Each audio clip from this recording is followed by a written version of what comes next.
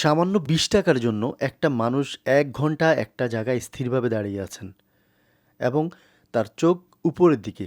আপনারা লক্ষ্য করলে বুঝতে পারবেন তিনি স্থিরভাবে উপরের দিকে তাকিয়ে আছেন কখন ২০ টাকা ওনাকে ফেলা হয় সেই টাকা নিয়ে উনি বাড়িতে যাবেন।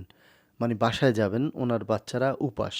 এমন স্যাক্রিফাইস করা একজন মায়ের পক্ষেই সম্ভব। এরপর আমি দেখলাম উনি ক্লান্ত হয়ে বসে পড়েছেন। এরপর আমি ওনার সামনে যাই, আমাকে দেখে উনি লাফ দিয়ে ওঠেন। এরপর ওনার সঙ্গে কথা বলে জানতে পারি উনি গার্মেন্টসে কাজ করতেন। বছর ২ আগে ওনার গার্মেন্টসের মেশিনের কারণে ওনার হাতটা চলে যায়। পায়েও ব্যথা পেয়েছিলেন। এরপরেই ওনার স্বামী ওনাকে রেখে চলে যান। আর ২টা সন্তান নিয়েই এভাবে উনি জীবনযাপন করছেন। ওনার যেহেতু হাতে সমস্যা, উনি ভারী কোনো কাজ করতে পারেন না, বাসা বাড়িতেও কাজ করতে পারেন না।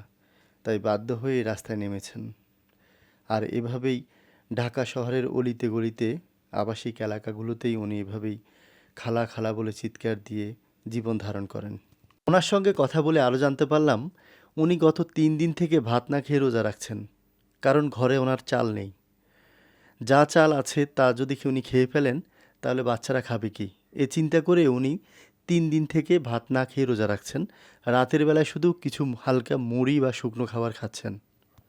এক পর্যায়ে ওনার সঙ্গে কথা বলার পর আমরা ওনার থেকে বিদায় নিয়ে চলে যাই। উনি বুঝতে পারেননি আমরা কোথায় যাচ্ছি। এরপর সামান্য কিছু বাজার নিয়ে ওনার সঙ্গে আবার দেখা করতে আসি। দেখা করতে আসার পর ঘটে আরেক ঘটনা। উনি বারবার আমাদের হাতের দিকে তাকাচ্ছেন, ব্যাগটার দিকে বারবার লক্ষ্য করছেন। মনে হচ্ছে যেন ব্যাগটা তিনি আমার কাছ থেকে ছিনিয়ে নেবেন। ওনার এই ভাব দেখে নিজের মনটাকে আর স্থির রাখতে পারেনি। মানুষ কতটা অসহায়! উনি এরকম একটা ব্যাগ পেলে যে এতটা খুশি হবেন আমি চিন্তাও করিনি। এরপর ওনাকে ব্যাগটা আমরা হাতে দিলাম। কিছুক্ষণ পর এরপর ওনাকে সামান্য কিছু টাকা দিলাম।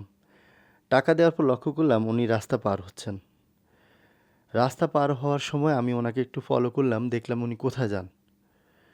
এরপর দেখলাম উনি দ্রুত গতিতে দৌড়াচ্ছেন। আমি ভাবলাম উনি মনে হয় ভয় পেয়েছেন আমাকে দেখে। মানে কী করবেন উনি বুঝতে পারছেন না। আমি ওনাকে লক্ষ্য করে পিছনে গেলাম। গিয়ে দেখলাম উনি দৌড়াচ্ছেন। আমিও হালকা দৌড়ানো শুরু করলাম এবং পিছন থেকে ডাকাডাকি শুরু করলাম। এই যে খালা শুনেন, শুনেন এভাবে ডাকতেছিলাম। এরপর এক পর্যায়ে উনি একটা রিকশা ডাক দিলেন। এই রিকশায় উঠে উনি যা করলেন আমি রীতিমতো অবাক। একটা মানুষ এত সামান্য জিনিস পাইয়া এত খুশি হয় আমি এর আগে কখনো দেখিনি। ওনাকে আমি সামান্য কিছু পরিমাণ বাজার করে দিয়েছিলাম। এর পরিমাণে উনি যে পরিমাণ খুশি হয়েছেন আল্লাহ ভালো জানেন। এরপর ওনাকে আবার ৫০০ টাকা দিলাম যাতে ছোট বাচ্চাটার জন্য কিছু নিয়ে যেতে পারে বা দুধ লাগলে দুধ কিনে নিতে পারেন। এতে খালা আরও মহা খুশি হয়ে পড়েন। এরপর রিক্সা ভাড়া দিয়ে আমি খালাকে ওখান থেকে বিদায় করি। আল্লাহ ভালো জানেন কত মানুষ কত কষ্টে আছেন আমাদের এই সমাজে।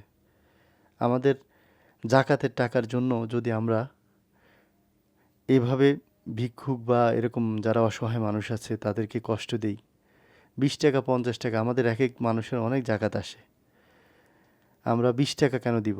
একটা মানুষকে সচ্ছল করে দিব, এমনভাবে দিব যাতে সারা জীবন তারা করে খেতে পারে। ২০ টাকা ৪০ টাকা ১০০ টাকা ৫০০ টাকা দিলে এই জাকাত আদায় হবে না। আল্লাহ হাফেজ, সবাই ভালো থাকবেন, সবাই সুস্থ থাকবেন।